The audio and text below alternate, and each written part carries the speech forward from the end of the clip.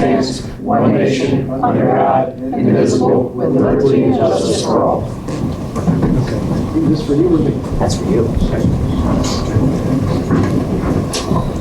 Okay, pursuant to the Open Public Meeting Act, the South Jersey Times and the Sentinel were notified of this meeting and was also posted in the municipal building. Jen, would you take roll, please? Mr. Hamill? Present. Mr. Ketchum? Here. Mr. DeCesare? Here. Mr. Iglesias? Here. Mr. Catano? Here. Chairman Greenberg? Here. Okay, in the absence of Mr. Leo, and who else is not here? And Mike Garofolo will seat our, well, we just have one alternate here, Andy Hamill. So there's how many? 1, 2, 3, 4, 5, there's 6 of us.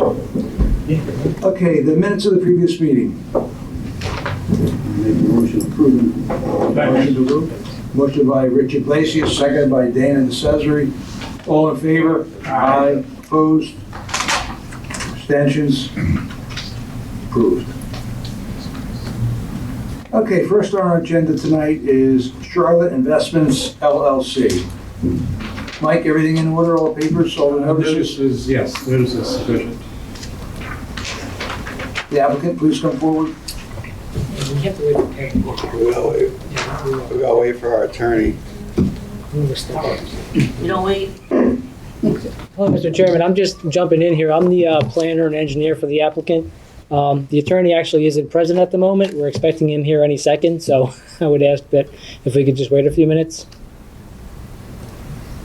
Okay, we'll give him a couple minutes. Thanks. He does know the meeting starts at 7, correct? Yeah, as far as, yeah, I mean, Where's he coming from? I'm not sure. Hawaii? Yeah, that's right.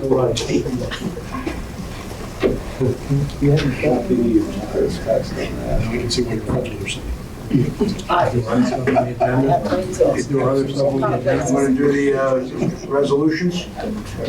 We don't have any. No resolutions? Secretary's report? We can do that, out of order, right? Sure. Get it done? Yeah. Is that the attorney? Sorry, folks. Yep. You're up, we're waiting for you. All right, so,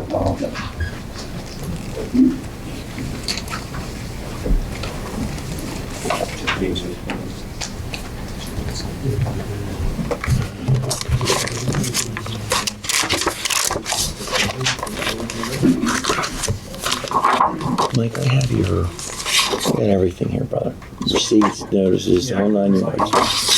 Gotcha. Good evening, ladies and gentlemen. My name is Kevin DeDuke. I'm the owner and principal attorney at Katie Law in Hanningfield, New Jersey.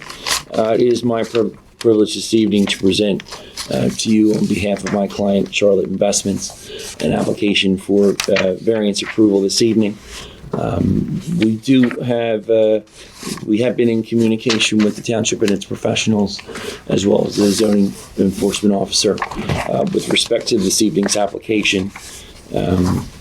The property in question is specifically located at block 7202 within the borough, within the township rather.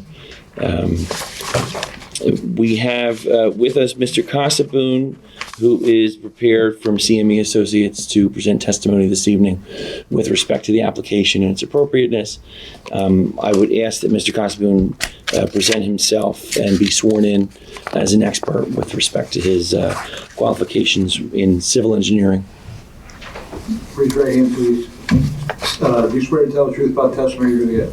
Yes. Name and address and your credentials, please, so we acknowledge you as a professional. Certainly. Steve Casaboon, STEPHENCOSABOON, with the firm Sickles and Associates in Woodbury, New Jersey, 833 Kings Highway. Yeah, Sickles. Okay. Yeah, CME. Oh, I so apologize. CME is, I'm with Sickles. For credentials and qualifications, Bachelor's of Science in Civil Engineering from Drexel University, over 20 years of experience, licensed professional engineer and planner in New Jersey. I've been qualified before boards, including this board, back in 2017, and I've served as the engineer and planner on various boards in Gloucester and Salem counties mostly. Okay, Mr. Cosper, very good. We acknowledge you as, the board acknowledges you as a professional in your field. Thank you. Is anyone else going to be testifying? No, sir, that's everything. Are Okay. the owners not here? The owner is here. Actually, Mr. Ron is here if you have questions for him as well. I can have him come up if you want to swear him in now. It's entirely up to you. Good idea. Great. Mr. Ron? Mr. Ron, raise your right hand, please. Do you swear to tell the truth about the testimony you're about to give? Yes. Name and address for the record. Matthew Ron, 10 Teal Court, Franklinville, New Jersey. Thank you.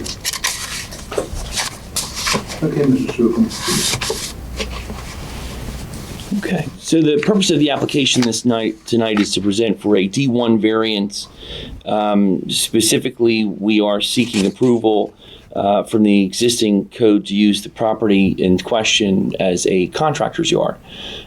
Presently, it's being used in that function, although on again, off again. It's a seasonal business at the moment with respect to some of the activities. I have Mr. Ron here to testify this evening with respect to what activities this property is being used for, as well as to answer any questions the board may have with that respect. And I have Mr. Casaboon here this evening as well to testify with respect to the property, its current condition, as well as to address any additional questions. We've been in communication with the engineers from the town, as well as your planning office. And Mr. Casaboon has some testimony as well that he'd like to present. Mr. Casaboon, if you want to. Sure, I can take it away. Yeah. I think is this okay? Can everybody see this? Closely enough anyway, I'll gesture to it. So this is, I can mark this as A1 if you'd like me to mark it. It is just a mounted copy of the survey that was submitted, the existing conditions plan that was updated.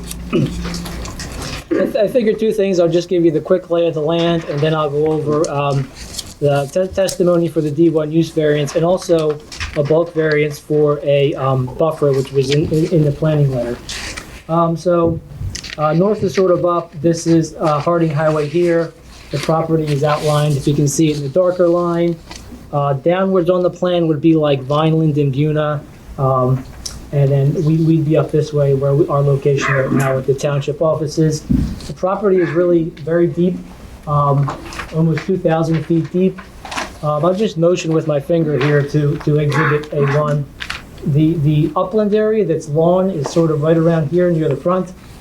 This portion is lawn, and the active portion of the site for the business is in this portion here, with a 4,300 square foot building situated here in the cleared upland area, and with two driveways serving it, and the area surrounding the building is fenced in for use as the business for vehicle parking and things like that. So that's the general lay of the land.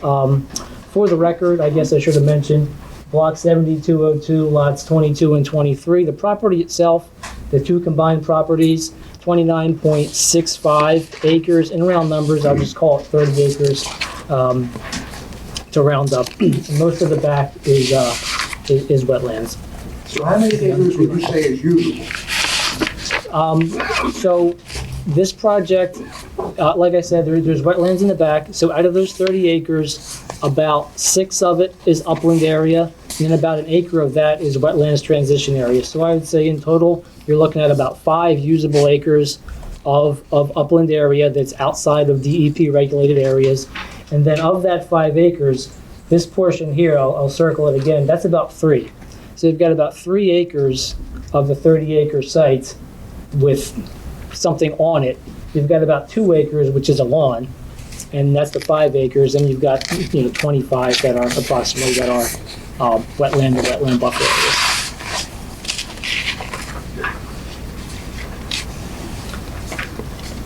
Thank you very much.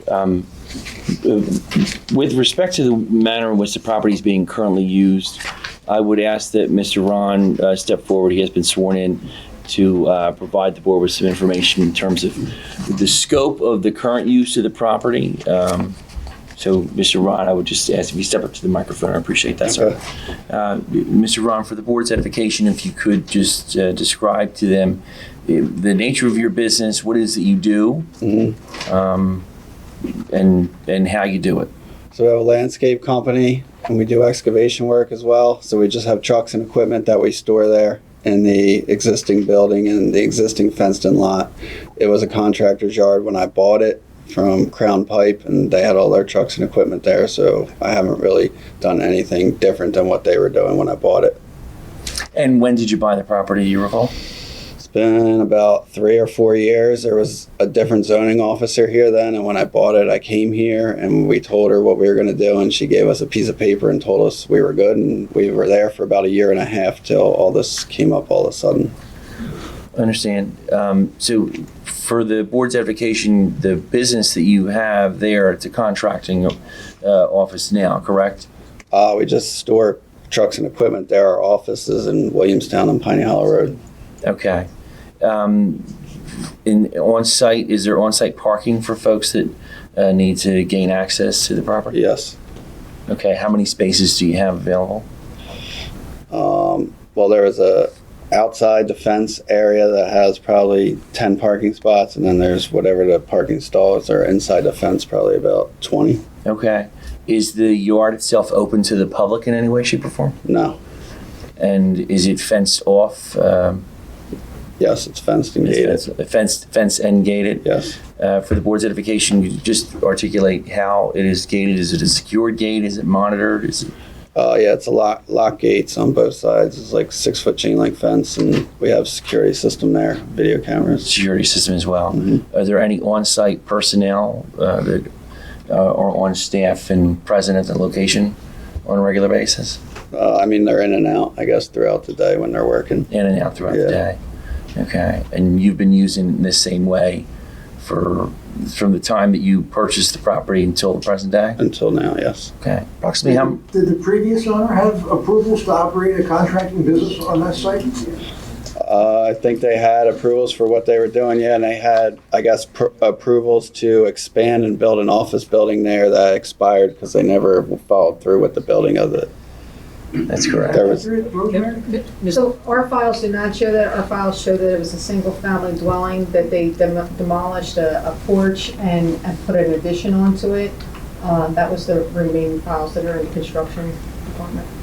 And there's no house any longer there, right? No. no, everything was demolished. When I bought it, they sold it to me with the plan that showed they were going to build a thing, and they said, oh, this was approved in like 2017 or something like that, but it expired. Who approved it? They said you guys did, I don't May I know. jump in, Mr. Chairman? Yes. Crown Pipeline, who was mentioned, came before this board with a full site plan in 2017. That's when I was here. I'm not sure where, filing wise what happened, but it was approved by this board with a resolution, a full site plan. They got all the approvals, wetlands, DOT access permit. They got all the way to the point of actually posting a bond. So the site was never built. So when in 2017, when they came before this board, this building was existing right here, and the house was somewhere around out here. They demolished it around that time. But yeah, they had a fully approved site plan. I'm not. But they also got a use variance for this board to operate there in 2017? I'm sorry. I don't recall that. I may have misstated. Is this a joint land use board, or this is just a zoning? Oh, okay. I apologize. They didn't come before this board. They came before the planning board. And at the time, use wasn't. It was different professionals, and use was not an issue at the Permitted time. use, you're saying? Because that's the only way it went to the planning board. Correct. Yeah. I can maybe address that. Nothing has changed in your. Oh, you gotta be sworn. Sorry, I've not been sworn in, but I think like. Finish that explanation first. All right, Yeah, I'll just put my explanation in there. Thank you. I apologize. I said this board numerous times, and I was mistaken. I was assuming it was a joint board. It was not the zoning board. It was just the planning board who heard and approved that application.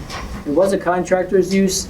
It was one of the approved uses in the light manufacturing zone is specialty trade contractor, and it was approved under that framework. And I can't speak for the decisions that were made. I mean, I was part of it, but I didn't, review it or, that application didn't get into the use.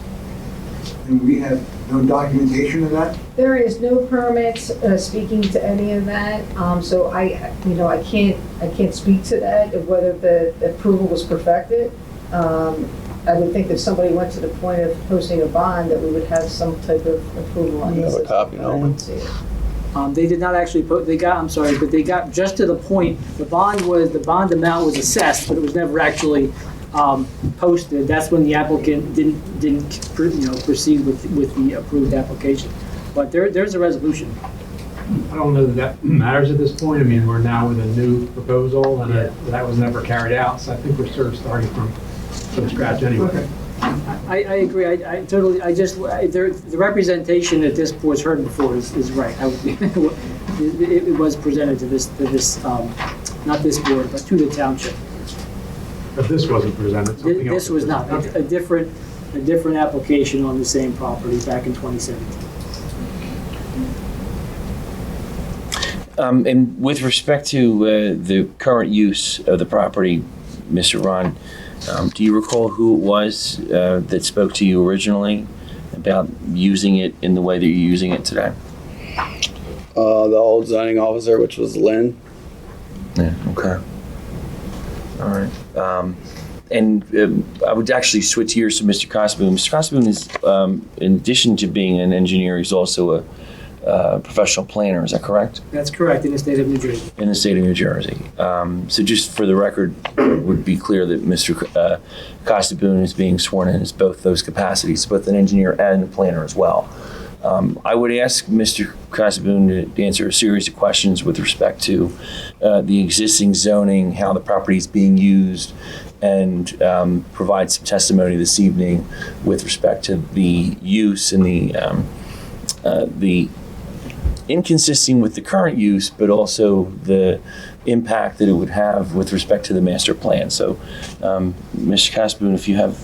Absolutely. So from the planning side of things, I did review the 2004 municipal master plan, the 2017, or rather the 2013 reexamination, visited the site, reviewed your ordinance, reviewed the zoning plan, and of course the municipal land use law.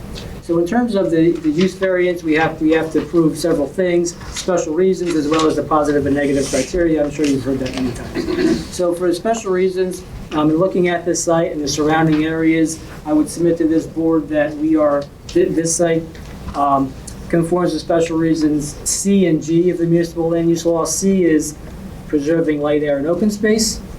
And item G is providing, I'm going to summarize, for a variety of agricultural and commercial uses within the township. So for special reason C, light, air, and open space, gets back to what we were mentioning in some of your questions, Mr. Chairman. This is a 30-acre site with perhaps 3 acres that are being used. So I think that's a really demonstrates how this light, air, and open space is preserved with this property being used as it is. And in terms of a variety of uses, specialty trade contractor is an approved use in this zone, the LM zone. Specialty trade contractor is a defined term in the ordinance, which really means like electricians, plumbers, more of those types of trades. But landscaping is actually mentioned within that defined term.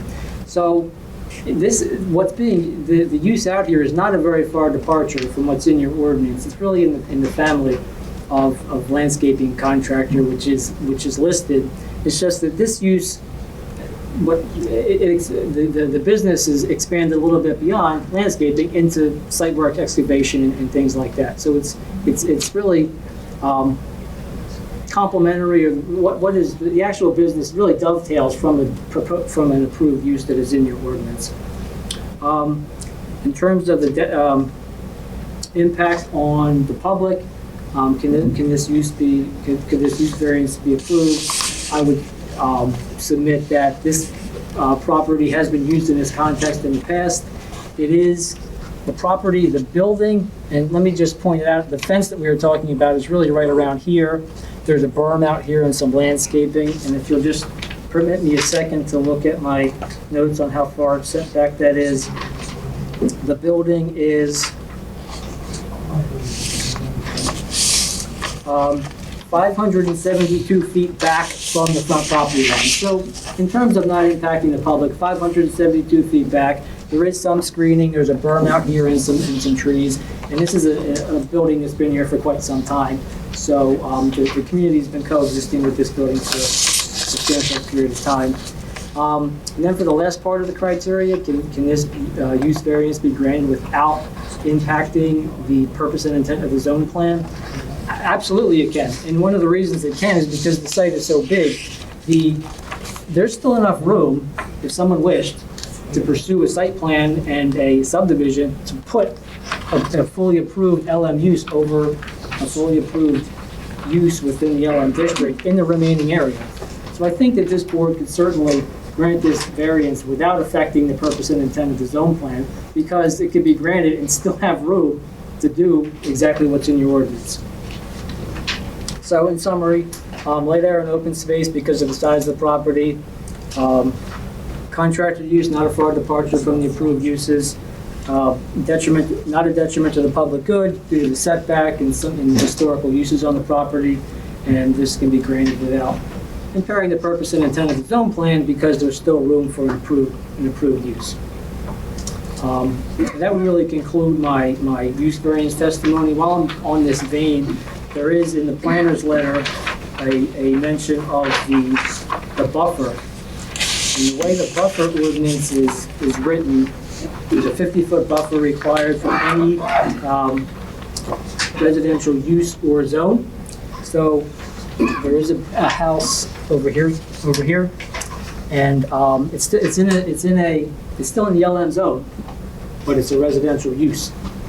And so the buffer has two parts. It's got the 50-foot, and then it's got the screening material that would have to be, a berm, a fence, that type of thing. So in terms of the buffer width, this property has it really a really significant buffer width. In fact, it is the closest point of the building to the residential property line is 519 feet from here to here, and from the driveway it's 280 feet. So we've got significantly more than the 50 feet. There's no buffer material per se, like a row of pine trees or anything like that, but there is some, there are some scattered trees, in that area. So we would also request the bulk variance for the buffer. There's no buffer there. It's wide open. You mean a few scraggly trees here and there. Yes. There's no buffer. No, You have the room to put buffers there. Right. There's no, let me offer a different perspective. You got right. There's no buffer material whatsoever in this area that blocks the view this way. But this building is set back so far. It really is kind of behind that tree line. So it's not like it's in the absence of any formal buffer material, which I fully acknowledge there isn't. It's not.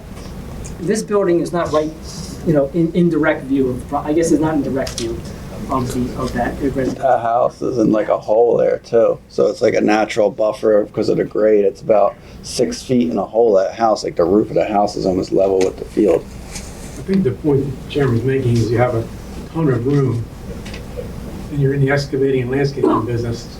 You put in, why would you need a waiver from putting in what you need for the buffer? Is that? Exactly. Okay. Sounds like you'd be the best man for the job. Yeah. So I don't know how you. I mean, I think the problem with the site, not the landscape business is fine. There's no order there. I mean, it's all over the place. I mean, there's driveways coming in, there's building in the back, there's, what is that, shed or whatever that is there? I mean, there's a lot of stuff going on there with no order. So, And is it going to be a landscape business, an excavating business, a concrete business? Because I know there was a sign there for a while about concrete work. So we have two businesses that we do concrete, we do landscape, it goes together. We do all commercial landscape work and they usually use us to do their concrete work as well. And how about the excavation business? It's the same thing, it's within the landscape work. It's like grading the lots before we hydroseed and things like that. You wouldn't need an excavating business to do that. That's just part of landscaping.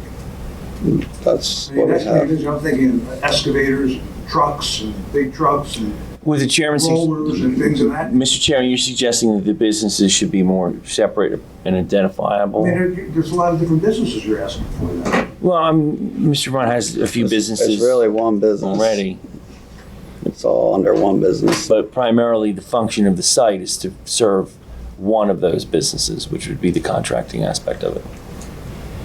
I would say that the contracting aspect is similar to directly across the street is a concrete business across the street, and ours is about the same as that. We just have the landscaping as well. And of course, Mr. Ron is amenable, the applicant is amenable to suggestions with respect to conditional approvals. If there's conditions the board would like to see, within reason, he's certainly amenable to complying with those. If there's any one particular thing.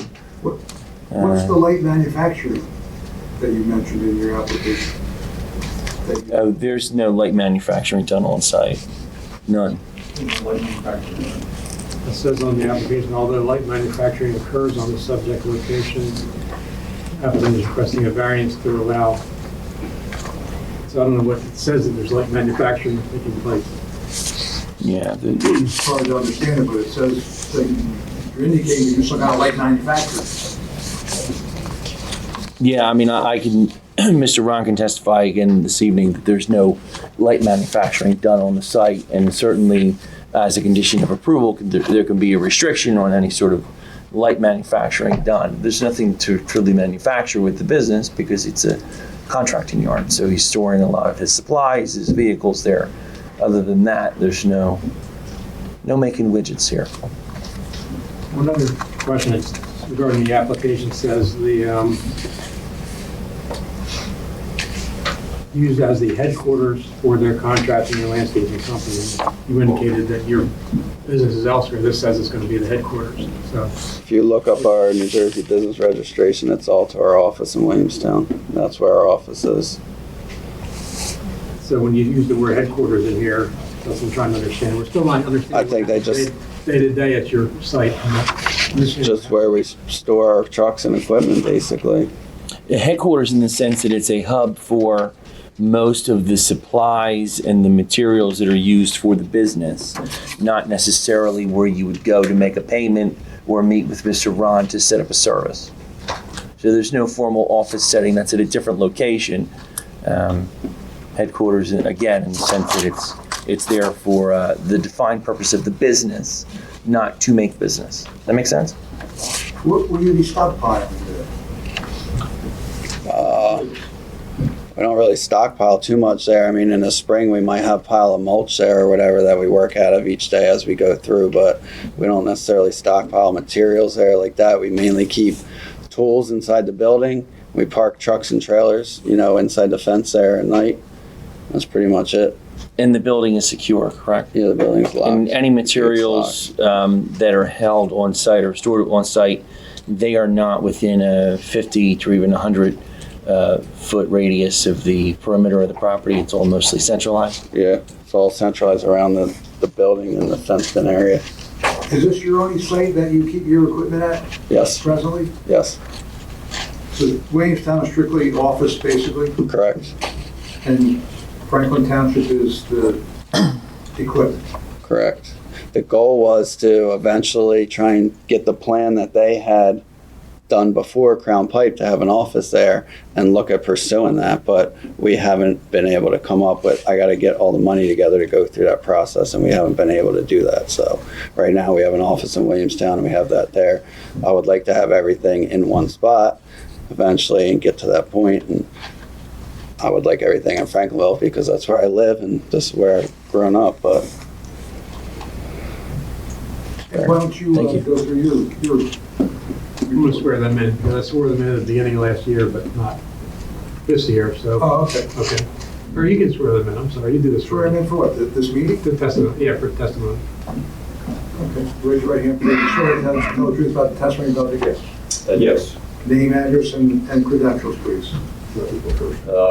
Ed Darmiento, 1 Market Street, Suite 1F, Camden, New Jersey, 08102, CME Associates. And Chris Stockney, the planner, also from CME at the same address, 1 Market Street, Suite 1F in Camden. Thank you. Ed? You can go ahead.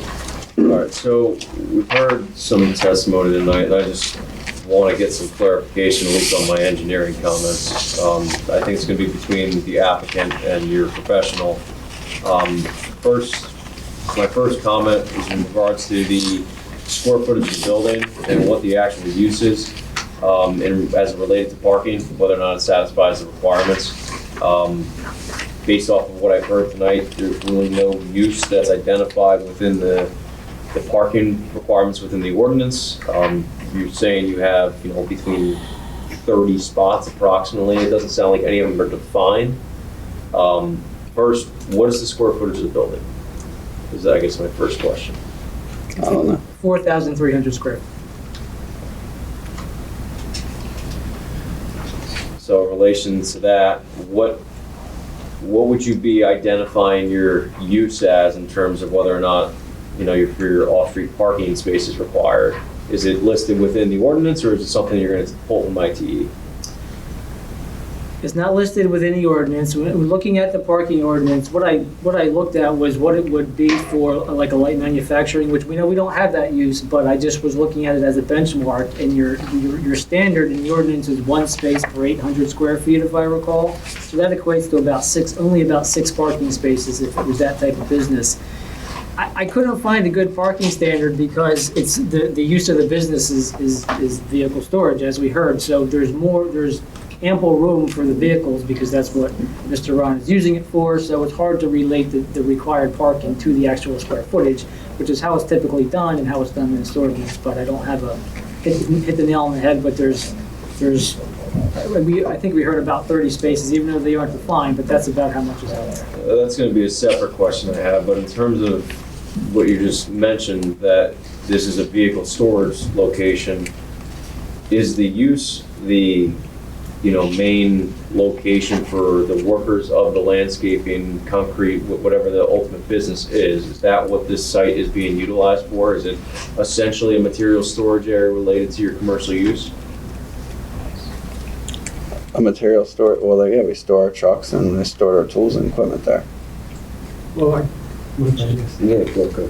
from my understanding, day to day, what happens to, 10 employees come in and park their trucks and pick up equipment, and we're not understanding what's happening day to day at the site. Yeah, people come and go throughout the day as they need different trucks or equipment. Well, I think ultimately what I think us as the professionals and the board members are trying to understand is, all right, hypothetically speaking, you have 10 employees that come to the site daily. They pick up the equipment, trailers, trucks, whatever it is. Do you have adequate parking for your employees and all the material and equipment that you're storing on site? Yes. What is that adequate amount be? Because to the point before, if you only need 6 based off the square footage of the building and you have 10 employees, that's not going to be adequate. So I guess the next question is, how many employees do you actually have that come to the site? Because you said it varies. It varies, yeah. I mean, our business is seasonal. It depends on what they're doing and what trucks they're using that day. It could be. So, On average, Matt, would you say it's? when you're busy, Mhm. busiest time? Sure.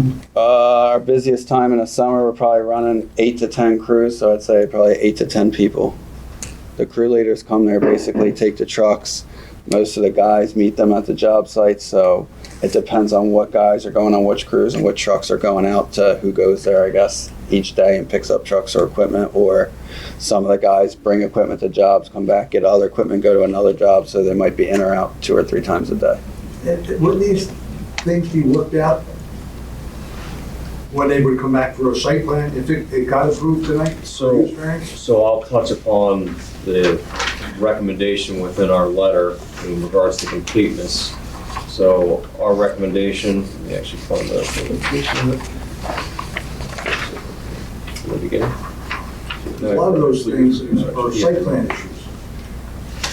And some of them are, but I think, and the only reason we're somewhat sensitive to this is we're in litigation with a site, and you have sites where you don't give an approval that tells exactly what you're doing, exactly what you're not doing, how many vehicles you're storing. You can end up with a site with, I'm not saying you're gonna do this, with a site with loaded with trucks, loaded with materials, washing, maintenance, all those things have to be clarified. It's actually a question I had. Are you doing any type of maintenance for the vehicles on that property? Are you changing oil, changing tires, anything like that? They try to change tires on trailers. They work on shit when it breaks for sure. So I guess it depends on what it is. As far as like fleet maintenance, we outsource that, so like all our oil changes and all are done outsourced. But if something breaks or whatever, yeah, they may repair it there. If they get a flat tire in the trailer, they're changing the tire there. You guys don't have any fuel storage or anything on that site, correct? No. Oh yeah, we do have a fuel tank there. We have a fuel tank there. We have fire inspection for it, and we have all the paperwork with the township for that. It's an above ground leased fuel tank from Taylor Fuel, so it's their tank. So to summarize what it says in our letter, we recommend the application be deemed complete from a use variance standpoint, but we recommend that a site plan be submitted, and that the application be bifurcated. Because based off of and I'll continue with my comments, there's a lot of questions that we still have regarding the application itself. That So we answered at the site plan. typically, yes.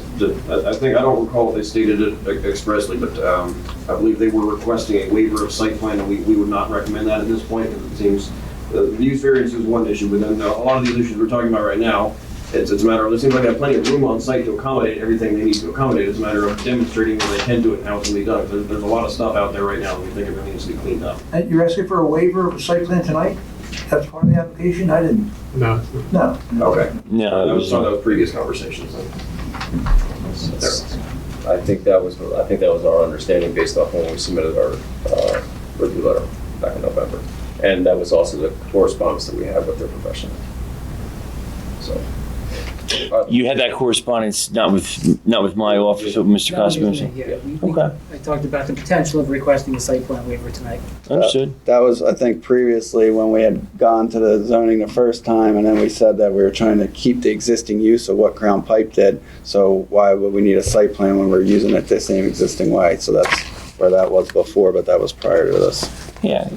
So, just continuing, Could I just interject for just a moment? Mr. Ron, the purpose of the application tonight is certainly not to hide the ball. It's not to try to get away with something from the board or to mislead the board or professionals in any way, shape, or form. I mean, he's really an open book in the sense that he's got a good business there and he'd like to keep it there for as long as he can in this town. And if there are other requirements that the board requires or its professionals require to be satisfied with what happens and where it happens and how it happens, he's more than happy to answer those questions. So, we invite these. These are not problematic things to ask. I understand the board's in litigation, and I won't use that word too much, Mike, I promise. We have zero intention of being a bad neighbor. The purpose tonight is to get ourselves involved in appropriate use variance application so that we can continue to do what we're doing. And if there's other questions, again, we're happy to answer them. So I appreciate it. I just wanted to make sure that tone is corrected. No, I That's all. appreciate that. Yeah, we're a little bit sensitive to it. No, I We understand. have some sites that are. Hey, I'm a lawyer too, so I get it. so to continue with our letter, there's a chain link fence that's located around the building. It's not permitted within the front yard, technically speaking. From my understanding, the waiver's been requested for this. Is that We would request a waiver for that, yes. Again, that fence was existing when I bought it. I think. But it might all have to change when they come in for the site plan. Yeah. So why at this point would they ask for a waiver? So I think from my understanding, this is what you guys are utilizing as your site plan. Yes or no? That would be yes, yeah. We'd be looking at this as a stand-in for a design site plan, the existing conditions plan, yes. So the concerns that we have is what is submitted is a survey. And there's no shown site improvements that show consistency with the municipal ordinance regarding the parking spaces, having a dustless surface as your parking area. There's no, stormwater management calculations. There's nothing that's been provided. In addition, there's, based off of our observation, and as identified on the plan, there's wetlands that have, appear to have been disturbed. And the LOI, that was received from DEP expired back in August, and I'm unaware if there was an extension granted or if it expired and a new one is required.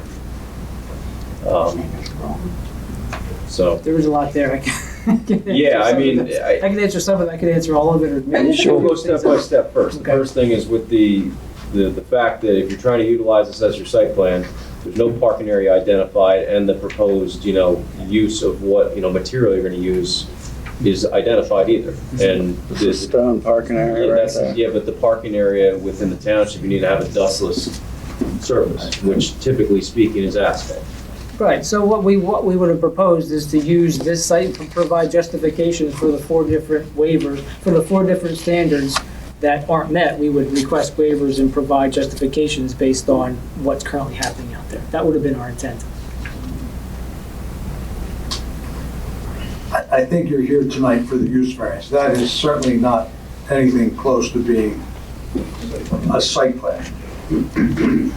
I mean, I think that you would concur with that. Mr. Chairman, at this point, in light of the information, the feedback we've gotten from the board, from its professionals, which of course we're, again, willing to entertain any suggestions that are made, I wouldn't submit this as a site plan. I'd say, in terms of what we testified to this evening, I believe we've met the criteria appropriate for the necessary use variance. If there's a site plan submission that comes in conjunction with this site and its current use, I'll have a conversation with my client as the applicant to submit the appropriate documents. So, it's. If this were granted tonight, how much time do you think you would need to get a site plan together to come back before this board again? Yeah, that's a good question. I would have to consult with the professionals. Obviously, I couldn't. That's the one thing about being a lawyer. I try to stay in my lane. So I couldn't tell you with any specificity, Mr. Chairman, how long it would take. I could tell you that the applicant would act diligently in pursuing that if he continued to use the site as it presently sits. But that's his present intention. Well, Mr. Hasselblad, you're an engineer. You do site plans for people. Sure. How long do you think it would take to put a site plan together? Well, let me first. For the board. Yeah, so let me I'll first mention, the intent really, we keep coming back to the site plan preparation, but the applicant isn't proposing now or at any time any significant changes to what is currently out there. The site plan would really largely be explaining, answering some of the questions in the letter and explaining more, maybe pointing things out where they are, more clearly identifying the waiver requests and things like that to then provide justification before this board. So it wouldn't be a large site plan set with 10 or 12 or 50 sheets. It would be 1 or 2 sheets explaining, taking what's on this updated existing additions plan and updating it or rather preparing it as if, to justify how the use is being used. So with that said, we always have to go back and forth, 2-3 months maybe, I would say, before we could actually bring something back into this board. Because you already retained us, you're already in it. We're already in it, yeah. So 60 days would seem like it would be good, but, Yeah. I think the board is saying they need a site plan, so you can ask for waivers from certain parts of the site plan, but they still want a full site plan is what they're saying. So, it's not up to you to decide, it's up to them to decide. Understood. I think for purposes of this evening, requesting the use variance, I do believe we've met those criteria with respect to the site plan. We're taking that feedback from the board, and we're going to run with it. So that's the intention. Rephrase exactly what is the use going to be. That's Brian. If you gentlemen are considering granting it, that's okay. I don't know exactly what parameters we're setting. We need to set those parameters. Yeah. The use specifically is as a contractor's yard for storage as well as storage of existing maintenance. Existing equipment and vehicles for use in the business. And without the landscaping. Well, that's a part of the business itself. Contracting. Okay. It's contracting defined under the trade. He's not proposing to do landscaping there, like plant trees there, or a nursery yard or something. He's proposing to put his skid steer there and, pallet grass. Weed whackers and lawnmowers and such. What's the definition? Contractor business. I'm in the definition business, I don't know. How is it defined? Yeah. I have to look at that specifically, but my personal opinion here is that the use they're proposing and what currently is going on there is very similar to what is already permitted in the zone of special trade contractors, which lists a whole litany of different things, plumbers, electricians specifically.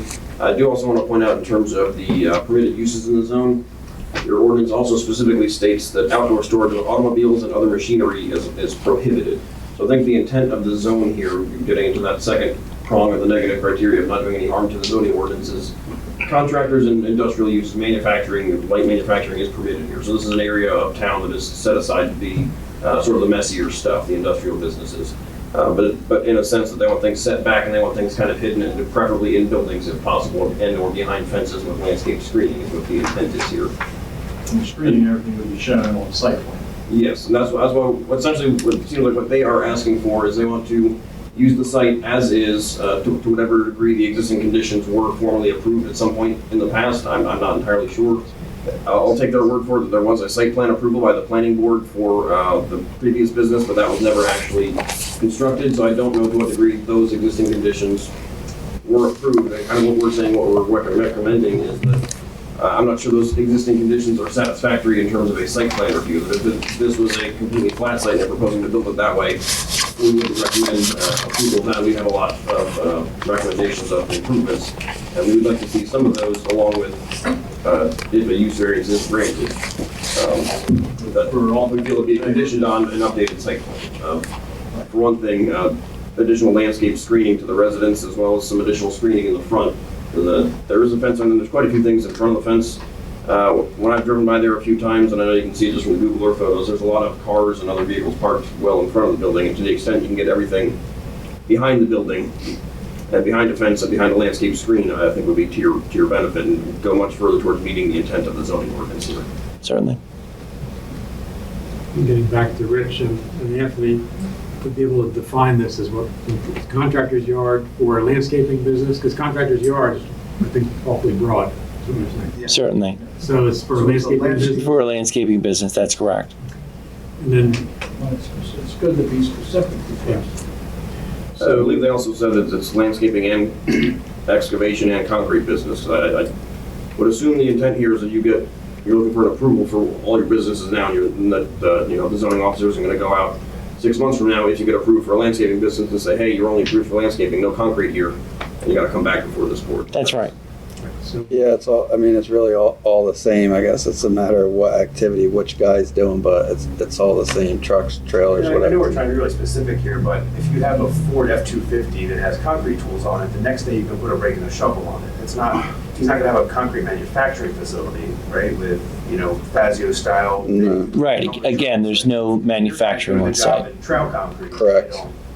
That's, Yeah, but if you so- have an excavating business, that's No, and a whole different. You don't have an We don't have like There's no excavating in excavation the done. fashion that you mentioned. No, our excavation business is grading the lots with a skid steer before we hydroseed them, or doing little drainage work. We do work for the developers in between the lots, like So things. I don't like think you have to call it an excavating business, it's just a part of your landscaping Okay, business. that's what I'm trying to portray, and I think that's what Mr. Hamill was just. heavy equipment, would it not? it's just the landscaping materials. The same thing with heavy equipment. Well, they wouldn't have any heavy equipment. But if he's got a dump truck and trailers, Well, to be clear, there's no dump truck. Yeah, they There's must have dump some truck, yeah. There's a, Dump how trucks. many? We got dump trucks, probably 3 or 4 dump trucks. So it's like, how many vehicles and what type would be stored there? Certainly. Yeah, and Mr. Ron, if you want to, I mean, we could give a equipment list from our inventory. certainly can. An estimate at this point, we Uh, have 10, 4 trucks, 3? We have about probably 15 trucks total. Triaxles. No, we don't have trucks. We have like mason, like landscape stuff, like mason dump, like single axle 3500, pickup truck. That's it, mainly mason dumps, pickup trucks, maybe a Light stick body. Yeah, medium duty trucks, whatever you would classify Any them equipment as. in addition to that, or? So we have skid steers, like the little dingo. So we have like small How many of those might you have? 4. I'm gonna ask my question here. what they do. Materials you're not gonna store at this site? You're not gonna store stone and soil and so forth? They have mulch, like I said, that they store there, and we have salt there in the bin there now for in the wintertime. So that's the only types of things would be mulch? Yeah. I think you ought to tell them that you're gonna have some stone there. You're a landscaper. I would think you're gonna have stone for I mean, landscape. maybe if the guys bring a little bit back, but I'm not ordering like tons of stone and having it dumped there. We have most of our stuff shipped to the jobs because we're doing bigger commercial jobs where it doesn't make sense to like dump it at our yard and reload it. So most of the time I'm having those big loads of material delivered directly to the jobs that we're on. The company doesn't typically patch your neighborhood front sidewalk. Usually it's larger commercial spaces. All right, any other questions? So what are we doing there? Can you state it clearly now? Yeah, it's a specialized contractor. We're seeking variance approval to have a specialized contractor's yard for the purposes of housing Mr. Ron's landscaping business. Now we got it. Thank you. I appreciate that. And I think if you were to grant it, it's gonna, how many vehicles and where they're gonna be stored and where the materials are gonna be are all gonna be part of the site plan. So you know where things are, not just That's right. hodgepodge.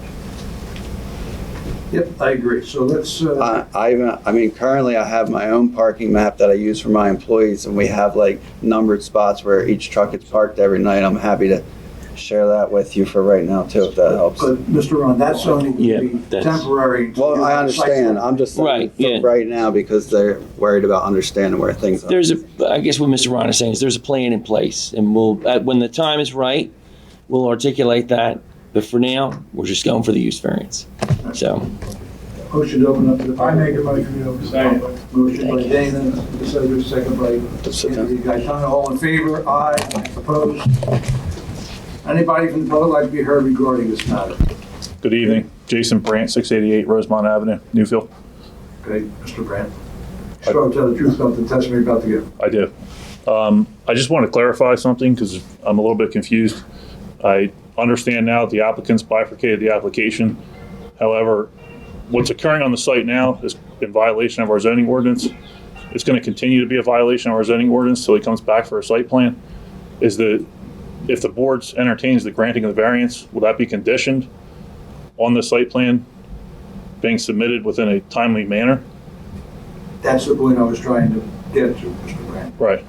That's why I asked them how much time they thought they needed to get a site plan before this board. And Because it appears as though the applicant may be under the false impression that if he receives his use variance this evening, that somehow he's permitted to do what he's doing on the site, which is incorrect. So I'd like that to be clarified either by the applicant or by the board's professionals as to when this particular site plan is going to be presented to the board. So, thank you. thank you. Anyone else like to be heard?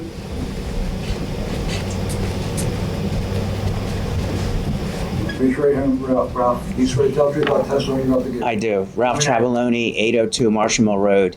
Again, as a point of clarification, I sit on the Township Planning Board. I was here in 2017. Mr. Borelli was not. I believe our solicitor at the time was Mr. Altamari. And I believe Crown did not own the property at the time. They were investigating a site plan waiver prior to using it. We all are residents here. If you remember 2016-17, there was a major gas expansion throughout the township, natural gas. And they were going to use it as a temporary laydown area.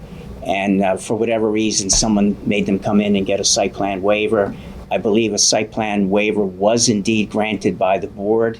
However, I don't believe a resolution was ever entered because there was a two-pronged thing like Mr. Brandt just suggested, and they never used the facility, ever.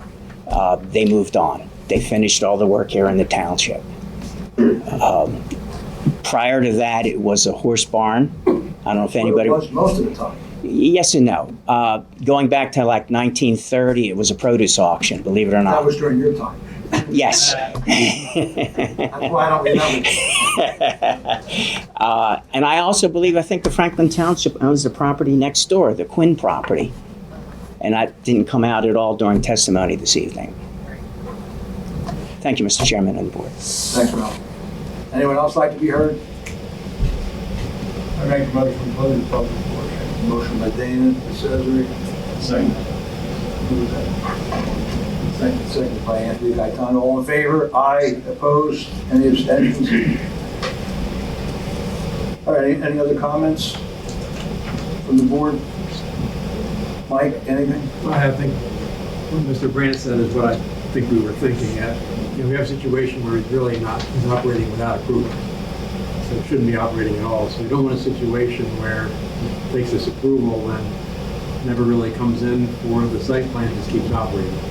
So I think and I know his counsel, has good counsel to understand, but I think he should acknowledge that a condition of this will be a site plan, and if he doesn't do that, he can't keep operating. That's fair enough. Again, just to reiterate my prior point, there's no hiding the ball here. Mr. Ron, if I have to beat it into him, I'll get him to get the site plan to you. The reality is he wants to be a good neighbor and be a good part of the community. If that's a condition of the approval, we're up for it. I think it'll be an asset. We'll get it cleaned up as well, so.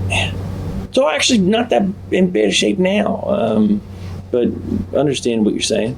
More defined terms and defined lines, and as the professionals have indicated, more mapping of the where goes what and what goes where. I thought there was a for sale sign, but I don't want him to have the impression he can take this approval without the site plan and then sell it to somebody.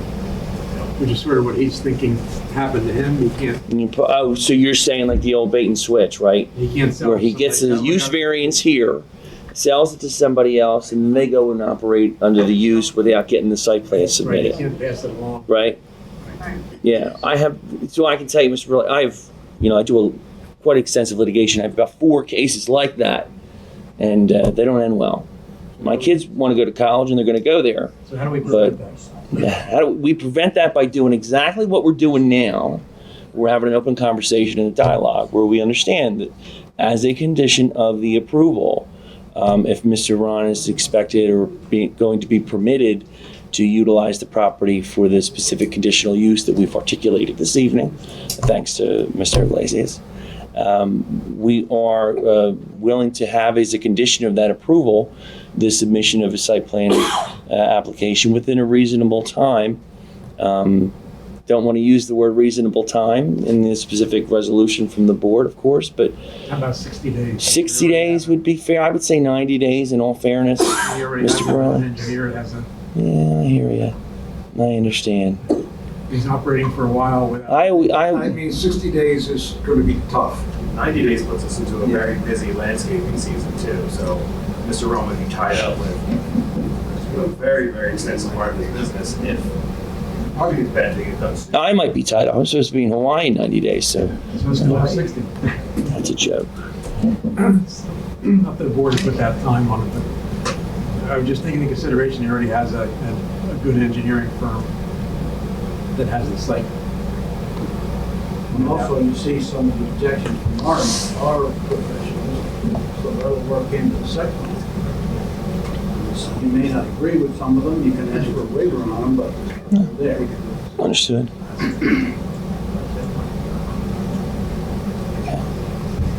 I'm going to leave it to the board's discretion, obviously. All right, Talk to my client. you heard the testimony? Okay. I'd like to make a motion to approve the stipulation that we will have a site plan back within 90 days. Now, if it's not, Mike, what happens to this? Site plan application submitted within 90 days, correct?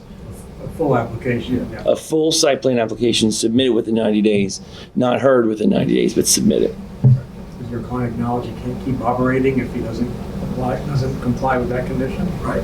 Certainly, yeah, I would. And can he agree to that? So I mean, I will speak to him now and have him agree to that on the record. just do that. Yeah. This evening, if that's Okay, put it on the record. See if it passes. sufficient. Mr. Ron?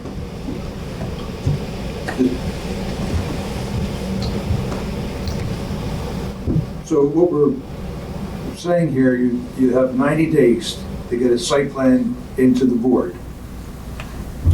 And if you don't, then you'll have to cease your operation. Is the business Into the across, board, okay? Until you do get one. Yeah. is the business across the street from me required to submit a site plan within 90 days as well? We're not talking about that. No, yeah. You. I just wonder why I'm being singled out, but that's fine. Well- That's what I need to do.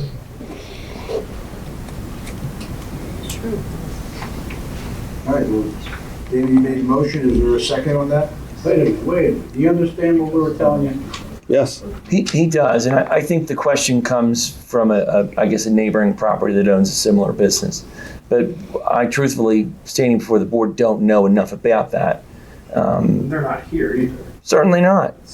Certainly not, no. I totally understand that thought process, but Sure, if they were here right behind you with the next application, we'd have that discussion. gotcha. From a practical standpoint, there's, I think there's things to be understood on both If sides. someone's doing something like that, you should tell our zoning officer. Certainly. All right, thank you. They're in violation too then. I don't know. Okay.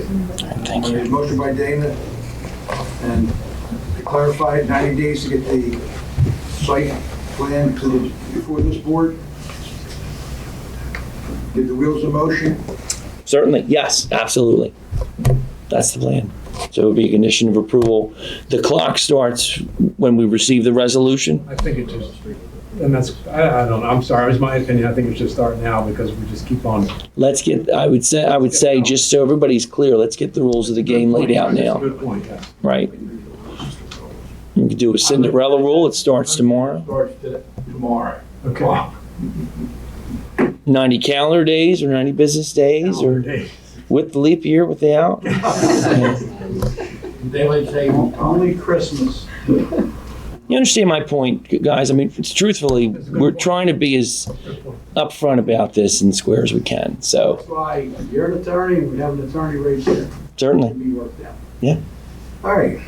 You gonna second that then? I'll second that All motion. right, Rich Iglesias second the motion, Dana made the motion. Jen, roll call. Mr. Clarify, you usually do like a synopsis. Right, it's gonna be it's a use variance to permit a contractor's yard for a landscaping business. We've got some clarification on the number of trucks, trailers, and so forth, and what's gonna happen there. It's not a retail. But a lot of that's gonna have to be worked out with the site plan, because depending on the LOI and where things are, is gonna also dictate how much can be parked where and so forth. But we do have a framework for how much. We're not storing certain things, we're not doing major maintenance on trucks, maybe minor. The only caveat I would add And the time. to that is in the event, obviously if there's an LOI issue with the DEP, we have to get some additional approval. I would only ask that that clock be carried a reasonable amount of time if the submission of that updated LOI is a condition of submitting a complete application. Or if we, we get the site plan, if the LOI is not ready, we still get the site plan in here and get going. Certainly. You don't give up, do you, Mike? No, he does. No. We're good. Appreciate it. Good at trying to. No, we're not, I'm not trying to weave, I'm trying to just be communicative. My wife has told me about this. Second now. Understood. Jen, you can take roll. Mr. Hubble? Yes. Mr. Ketchum? Yes. Mr. DeCesar? Yes. Mr. Iglesias? Yes. Mr. DeCon? Yes. Chairman Grazer? Yes. Thank you, folks. Appreciate it very much. Okay, Secretary's report. Okay, Secretary's report, RLS, the county planning board approval has been received. And then as far as escrow payments processed, we had $1,538 to the attorney and $1,052.75 to the engineer, and you can it over in the bill. Very good, Jen. There's a motion to approve the motion by Dan, second by Richard Iglesias. You got count all in favor? Aye, opposed? Any abstentions? Okay. Any correspondence we know about? Rosemary and Mike? Nothing? Motion to adjourn. I make that motion. Motion by Dan, That was Richard. All in favor? Aye. Opposed?